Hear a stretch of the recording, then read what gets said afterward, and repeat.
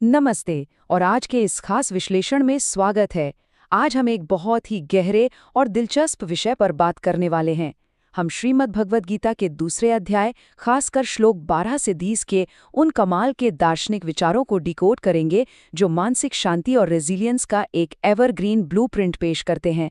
असल में हमारी आज की चर्चा आत्मा की अमरता, शरीर की नश्वरता और उस वास्तविक सत्य की प्रकृति को समझने पर केंद्रित होगी। तो चलिए शुरू करते हैं। आज की इस तेज तरार दुनिया में क्या कभी ऐसा महसूस होता है कि मानो अंतहीन जिम्मेदारियों, हाई स्ट्रेस वाले माहौल या गहरी चिंताओं ने पूरी तरह से घेर लिया हो? देखिए, आजकल कई प्रोफेशनल्स, चाहे वो सॉफ्टवेयर इंजीनियर्स हों या फिर बिजनेस मैनेजर्स, अक्सर एक अजीब से पैरालिसिस या बर्नआउट से गुजरते हैं, खासकर तब जब लगातार भारी दबाव हो और सामने बहुत ही मुश्किल विकल्प खड़े हों। सच कहा जाए तो इस तरह से टूट जाना या ओवरवेल्म हो जाना इंसानी अनुभव का एक बहुत ही यूनिवर्सल हिस्सा है। अगर हम इतिहास में पीछे जाएं तो कुरुक्षेत्र के उस प्राचीन युद्ध के मैदान में अर्जुन का जो गहरा शोक और असमंजस था ना, वो आज के हमारे इन आधुनिक संकटों का एक बिल्कुल परफेक्ट मेटाफर है। आज के इस सफर में हम इन 6 मुख्य पॉइंट्स को कवर करेंगे: the modern Arjun, the immortal identity, the body as an outer covering, सत और असत, संभाव और अंत में मॉडर्न कर्म योग। हम इस प्राचीन कॉग्निटिव टूलकिट को डिकोड करेंगे जो हमारे आज के इस तनाव को एक स्थिर और स्पष्ट सोच में बदल सकता है। तो चलिए पहले सेक्शन से शुरुआत करते हैं, the modern Arjun facing lives battles. आइए देखते हैं कि कैसे ये प्राचीन ग्रंथ हमारे लिए एक बेहद प्रैक्टिकल मानसिक ढांचा तैयार करते हैं। गीता के 11वें श्लोक पर जरा गौर करते हैं। यहाँ भगवान कृष्ण उस कन्फ्यूजन या भ्रम पर सीधा प्रहार करते हैं जो इस लकवा मार जाने वाले शोक की असली जड़ है। वो बिल्कुल साफ शब्दों में कहते हैं कि सच्ची बुद्धिमानी इसमें है कि हम इन तात्कालिक और टेम्पररी नुकसानों के पार देख सकें। जो सच में ज्ञानी होते हैं ना, वो ना तो जीवित के लिए और ना ही मृत के लिए शोक मनाते हैं। और इसी बात से हम आते हैं अपने दूसरे सेक्शन पर, the immortal identity beyond the ego. इस भ्रम को जड़ से खत्म करने के लिए हमें अपनी पहचान को देखने का पूरा नजरिया ही बदलना होगा। इसे समझने के लिए एक बहुत ही शानदार उदाहरण लेते हैं, पैकिंग बनाम मटेरियल का।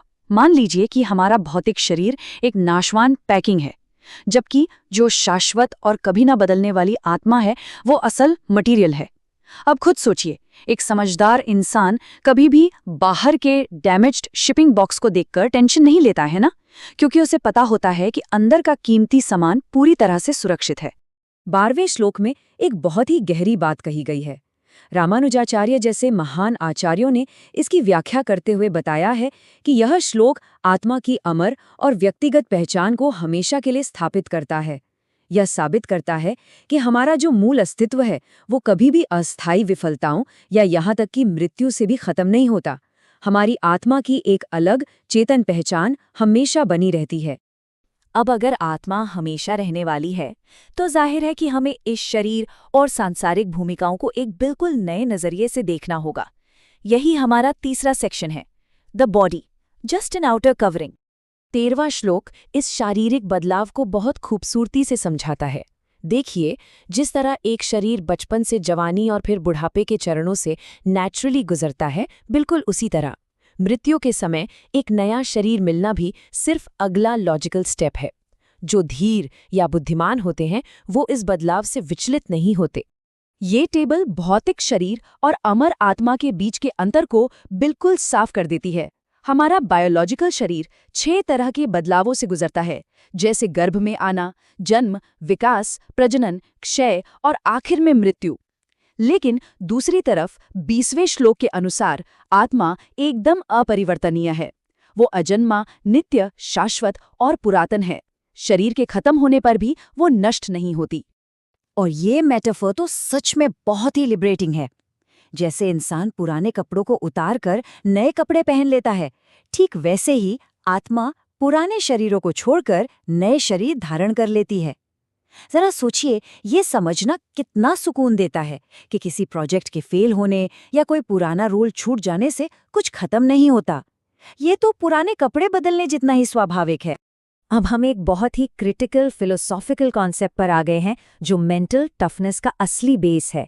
सेक्शन 4, सत और असत, सच्चाई की पहचान। श्लोक 16 सत यानी द रियल और असत यानी द अनरियल के बीच एक पक्की लकीर खींचता है। सत वो आत्मा है जिसका कभी अभाव नहीं होता, वो हमेशा है। और असत क्या है? ये भौतिक शरीर और सांसारिक परिस्थितियां, जिनका कोई परमानेंट वजूद नहीं है। तो सीधी सी बात है, जो असत है वो टिकने वाला नहीं है, और जो सत्य है उसे कोई नष्ट नहीं कर सकता। अद्वैत वेदांत दर्शन इस बात को और भी बारीकी से समझाता है कि ये भौतिक दुनिया असत क्यों है। इसके 3 कारण हैं: समय, स्थान और पदार्थ की सीमाएं। क्योंकि ये दुनिया हर पल इन तीनों में बंधी हुई है, इसलिए ये असत है। लेकिन आत्मा इन सारी लिमिटेशन से पूरी तरह से आज़ाद है। परमानेंट और टेम्पररी के बीच के इस फर्क को समझना ही इमोशनल बैलेंस हासिल करने की असली चाबी है। चलिए बढ़ते हैं सेक्शन 5 की तरफ। समभाव, equanimity in joy and sorrow.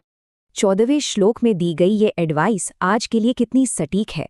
सर्दी, गर्मी या सुख दुख का एहसास बस हमारी इंद्रियों और बाहरी दुनिया के संपर्क से होता है। ये आते हैं और चले जाते हैं। जब ऑफिस में कोई बड़ा प्रोजेक्ट फेल हो जाए या कोई डील कैंसिल हो जाए, तो बस ये याद दिलाना कि ये सिर्फ टेम्पररी कनेक्शंस हैं, दिमाग को पैनिक होने से बचा लेता है। और इसी प्रैक्टिस को तितिक्षा यानी सहनशीलता कहा गया है। ये सफलता, विफलता या तारीफ, बुराई जैसे अपोजिट्स को बिना किसी मानसिक उथल-पुथल के बर्दाश्त करने की कला है। जो इंसान सुख दुख में समान भाव रखता है और ये सहनशीलता डेवलप कर लेता है, वही असली मायने में मोक्ष का हकदार बनता है और आधुनिक दुनिया के बर्नआउट से बचा रहता है। चलिए अब इन सारे प्राचीन सिद्धांतों को समेटते हैं और देखते हैं कि आज की 21वीं सदी की भागदौड़ में ये कैसे फिट बैठते हैं। हमारा आखिरी सेक्शन, मॉडर्न कर्मयोग इन लाइफ। इसे प्रैक्टिस में लाना बहुत सिंपल है। अपना सारा फोकस प्रोसेस पर रखना, ना कि सिर्फ फाइनल रिजल्ट पर। बर्नआउट से बचने के लिए एक बैलेंस बनाना, रोज के छोटे मोटे स्ट्रेस से थोड़ा डिटैच होना और बिना ईगो के अपनी टीम के साथ काम करना। जब हम अपने दिमाग को टेम्पररी चीज़ों के बजाय उस शाश्वत तत्व में फिक्स कर लेते हैं, तो बड़े से बड़ा काम भी बिना किसी डर या स्ट्रेस के पूरी ईमानदारी से किया जा सकता है। 47वें श्लोक की ये लाइन तो शायद दुनिया का सबसे बेहतरीन एंटी एंग्जाइटी टूल है। कर्म करने में ही तुम्हारा अधिकार है, उसके फलों में कभी नहीं। यह हमें पूरी लगन से अपना काम करने को तो कहता है, लेकिन रिजल्ट के उस डर या अटैचमेंट को पूरी तरह से काट देता है, जो हमें आगे बढ़ने से रोकता है। तो आज की इस चर्चा को हम इस एक सवाल के साथ खत्म करते हैं। कल जब जिंदगी के सबसे बड़े चैलेंज सामने होंगे, तो फोकस किस पर होगा? उस टेम्पररी पैकिंग को बचाने पर या फिर अंदर के उस इमॉर्टल मटेरियल को निखारने पर? अगली बार जब भी कोई संकट आए तो इस माइंडसेट को जरूर आजमाइएगा। आप देखेंगे कि जिंदगी का ये कुरुक्षेत्र अचानक से बहुत क्लियर और मीनिंगफुल लगने लगेगा।